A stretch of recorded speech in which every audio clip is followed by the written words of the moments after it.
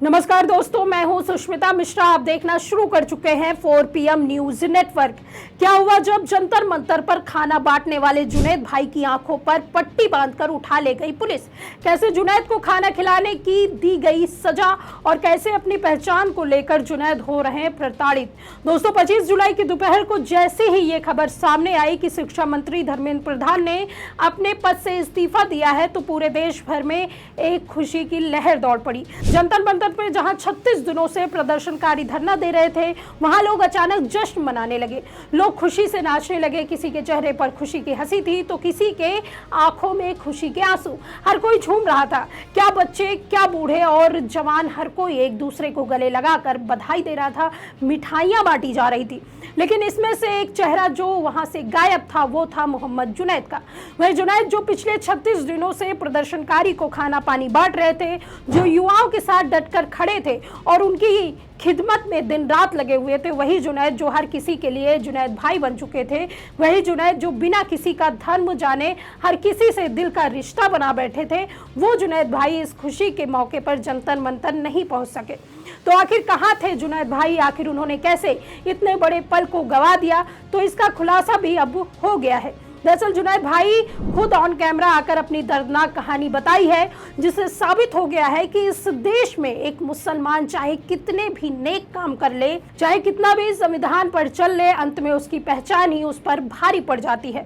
मोहम्मद जुनैद ने कैमरे पर दिल्ली पुलिस की उस हरकत का पर्दाफाश किया है जो उनके साथ 24 जुलाई की रात की गई। उन्होंने बताया कि कैसे फिल्मी स्टाइल में उन्हें पहले तो दिल्ली पुलिस ने तालिबानी तरीके से किडनैप किया और फिर उनके दिल्ली से इतनी दूर ले गई जहां छूटकर उनको वापस दिल्ली आने में घंटों लग गए।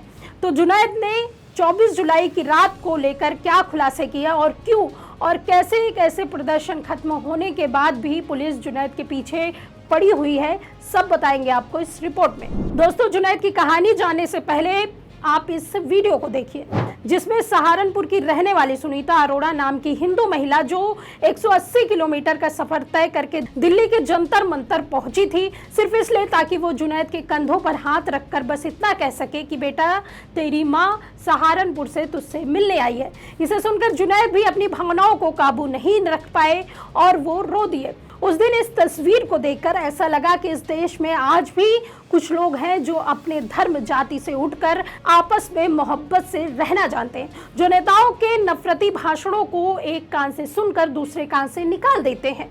उस दिन ऐसा लगा कि प्रदर्शन न सिर्फ शिक्षा के क्षेत्र में सुधार लाना चाहता है, बल्कि हिंदू मुसलमान के बीच खड़ी की गई दीवार को भी ढहा रहा है। देश सही दिशा की ओर बढ़ रहा है, लेकिन शायद ये बात हमारे नेताओं और प्रशासन को पसंद नहीं आई। इधर प्रदर्शन खत्म नहीं हुआ कि उधर पुलिस ने मोहम्मद जुनैद को याद दिलाना शुरू कर दिया कि आप चाहे कितने भी नेक काम कर लीजिए, लेकिन आप अपनी पहचान के चलते हमेशा हमारे निशाने पर रहेंगे। इसलिए तो एक तरफ जहां जंतर मंतर पर कॉकरोच जनता पार्टी के लोग धर्मेंद्र प्रधान के इस्तीफे के बाद रातों रात नेता बन गए, तो वहीं उन्हीं के साथ दिल्ली के जंतर मंतर पर प्रदर्शनकारी छात्रों को खाना और पानी बांटने वाले मोहम्मद जुनैद पुलिस की रडार पर आ गया। उनका हाल ही में एक वीडियो सामने आया है जिसमें उन्होंने आरोप लगाया कि इस्तीफे के ठीक एक रात पहले दिल्ली पुलिस के कुछ लोग उन्हें उठाकर उत्तराखंड ले गए। जुनैद का दावा है कि 24 जुलाई की रात को जब वो RML अस्पताल से लौट रहे थे तब कुछ लोगों ने उन्हें घेर लिया और अपने साथ लेकर जाने लगे। जब उन्होंने उनसे पूछा कि वो कौन है, उन्होंने बताया कि वो सिविल वर्दी में दिल्ली पुलिस के लोग हैं और उनको पूछताछ के लिए ले जाया गया। इसके बाद वो उन्हें उठाकर गाड़ी में ले गए। गाड़ी करीब 5-6 घंटे तक चलती रही। सफर के दौरान और पूरी रात उनकी आंखों पर पट्टी बंधी रही। अगले दिन सुबह एक अधिकारी ने उनसे पूछताछ की कि प्रदर्शनकारियों को बांटने के लिए इतने खाने पीने की फंडिंग कहां से आ रही है। पूछताछ होने के बाद पुलिस ने उत्तराखंड के मसूरी में ही छोड़कर चली गई। वहां से वो एक प्राइवेट कैब करके 25 जुलाई को दिल्ली वापस लौटे। मुझे 24 की रात में कुत्ते ने काट लिया था, लगभग वो 10:50 या 55 के आसपास, और मैं वहीं पे था प्रोटेस्ट साइड पे, कुत्ते ने काट लिया। तो मेरे एक साथी थे, मैं उसको लेकर RML हॉस्पिटल पहुंचा। तो लगभग 12 या 12:10 के आसपास हम गेट से बाहर निकले और उसके बाद हम ऑटो किया वापस आने के लिए। तो 50-60 मीटर की दूरी पर जैसे ही हम चले तो कुछ लोग ने आगे गाड़ी लगा दी। पहले हम समझे कोई असामाजिक तत्व हमें मारना चाहते हैं, तो बोलिए कि घबराइए मत, हम दिल्ली पुलिस से हैं। मैंने कहा भाई अपना कार्ड दिखा दो, थोड़ी संतुष्टि हो जाएगी। उन्होंने दिखा दिया भाई ने कि हाँ ठीक है।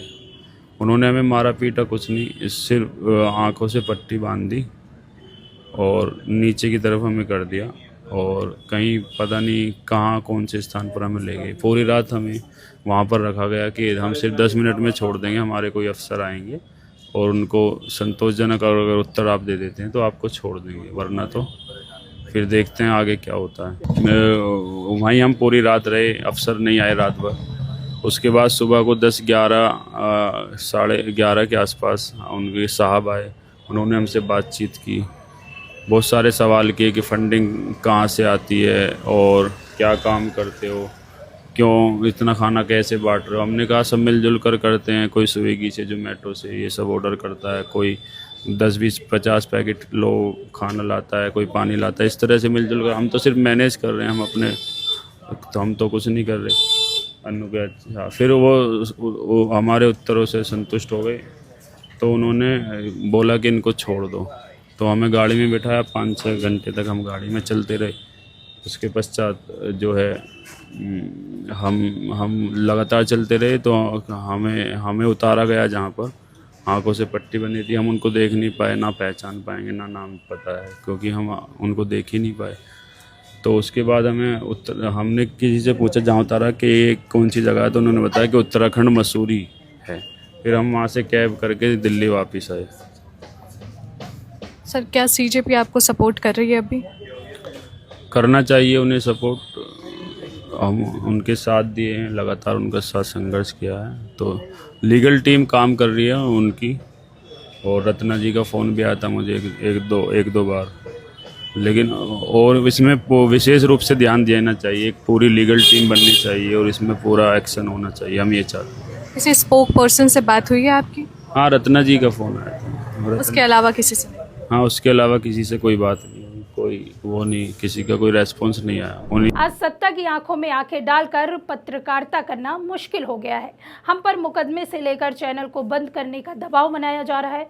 मुश्किल दौर है, लेकिन हम हार नहीं मानेंगे। इसलिए 4 PM को ज़्यादा से ज़्यादा ज्वाइन करें और स्वतंत्र पत्रकारिता को जिंदा रखने के लिए जितना हो सके हमारा आर्थिक सहयोग करें। उम्मीद है कि आपके सपोर्ट से ये जंग भी हम जीत जाएंगे। आपको बता दें कि यह पहला मौका नहीं था कि जंतर मंतर पर जुनैद भाई पर पुलिस ने शिकंजा कसा हो। इससे पहले भी खबर सामने आई थी कि उत्तर प्रदेश की गाजियाबाद पुलिस ने जुनैद के घर पर छापा मारकर उनके पिता और नाबालिग भाई को हिरासत में ले लिया है। इसके अलावा पुलिस ने उनके घर से बैंक पासबुक, आधार कार्ड और पासपोर्ट भी जब्त कर लिए हैं। बताया गया है कि पुलिस ने जुनैद की बहन के ससुराल में छापा मारा है और वहां से उनके ससुर और साले को उठा लिया है। कॉकरोच जनता पार्टी के ऑफिशियल पेज में कॉकरोच इज बैक ने इसको लेकर तब आवाज उठाते हुए पोस्ट किया था कि अपराधियों के खिलाफ कार्रवाई करने के बजाय उत्तर प्रदेश पुलिस मोहम्मद जुनैद को निशाना बना रही है। यूपी पुलिस उन्हें और उनके परिवार को परेशान कर रही है। हमारी टीम लगातार उनके संपर्क में है और हम उन्हें और उनके परिवार को किसी भी तरह का न्याय नहीं होने देंगे। तो दोस्तों सोचिए, जिस उत्तर प्रदेश सरकार के मुखिया ही दिन रात हिंदू मुस्लिम करते रहते हो, उनकी पुलिस कैसे कम करेगी? जिस देश के प्रधान सेवक ही मुसलमान और उनके कपड़ों और हुलिया से पहचानने की बात करेंगे, उस देश का प्रशासन किस तरह से काम करेगा? अगर मोहम्मद जुनैद के लगाए गए आरोप सही हैं, तो सवाल सिर्फ एक व्यक्ति के साथ व्यवहार का नहीं, बल्कि कानून के राज और समान नागरिक और अधिकारों का भी होना चाहिए। किसी भी लोकतंत्र में किसी नागरिक से पूछताछ कानून के दायरे में होनी चाहिए, न कि ऐसी परिस्थितियों में जो डर और असुरक्षा पैदा करें। लेकिन जुनैद का कहना है कि उन्हें इसलिए बार बार निशाना बनाया जा रहा है क्योंकि उनके नाम पर मोहम्मद जुनैद और वो खुलकर प्रदर्शनकारियों की मदद कर रहे थे। उनके मुताबिक उन्होंने ना तो किसी से धर्म पूछा, ना जाति, बस भूखे लोगों को खाना खिलाया। फिर भी उनके परिवार तक को परेशान किया गया, घर पर छापे पड़े और अब उन्हें उठाकर पूछताछ की गई। संविधान के हिसाब से किसी नागरिक के साथ केवल उसकी धार्मिक पहचान के आधार पर भेदभाव या उत्पीड़न कानून और संविधान दोनों की भावना के खिलाफ है। लेकिन इस सरकार में बैठे नेता और मंत्री को किसी भी संविधान की नहीं पड़ी। उन्हें बस 80-20 का फार्मूला आता है, जिसमें ये आसानी से चुनाव जीत जाते हैं। फिलहाल इस पर आपकी क्या राय है, हमें कमेंट में जरूर बताइए। अगर वीडियो पसंद आई हो तो लाइक और शेयर करें, और अगर आपने अभी तक हमारे चैनल को सब्सक्राइब नहीं किया है तो कर लीजिए। जुड़े रहिए 4 PM न्यूज़ नेटवर्क के साथ। नमस्कार।